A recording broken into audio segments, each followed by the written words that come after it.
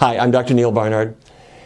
One of the big surprises is that when we think about the different foods that we see on the shelves, you don't really think that anybody's pushing them on you deliberately to make you choose them, and that somebody could even be our government. Well, December 5th, 2000, there was an event sponsored by Dairy Management, Inc. on contract with the U.S. government. It was called the Cheese Forum. And the question was, how can we make Americans eat more cheese? Why? Not because they need another inch around their waistline. It was because how can farm income be boosted? And they separated Americans into two categories. There were people they called enhancers. These are people who sprinkle a little cheese on their salad to enhance it. Not interested in you. The other group they called cravers. These are people who open the refrigerator door and take a chunk out of the cheese and stuff it straight in their mouth, because that person can be encouraged to double or triple their cheese intake. All right, now we know who you are. The question is, how do we get you? The government reasoned, that if I just try to ask restaurants to have a little bit more cheese, that could take forever.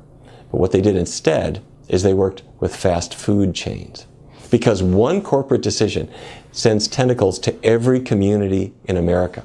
So Wendy's, on contract with the U.S. government, marketed the Cheddar Lovers Bacon Cheeseburger. You got it. It sold a lot of cheese, a lot of cholesterol, a lot of animal fat. And they didn't stop there. They worked with Subway. Subway had two sandwiches that didn't have cheese on them. Well, they fixed that. They worked with Pizza Hut to serve a pizza that had an entire pound of cheese on one serving of pizza, if you can believe it. And yes, it worked. Cheese intake went really through the roof, and it's still going up. These are marketing plans. Now, as frightening as it may be to think that our government is actually working with industry to promote these agricultural products, the sad thing is the law forces the federal government to promote these products. Until that changes, the locus of control is right here. It's the choices that we decide to make ourselves. So yes, cheese is going to be in front of you, and yes, the government is pushing it, and the dairy industry is working hand in glove with them.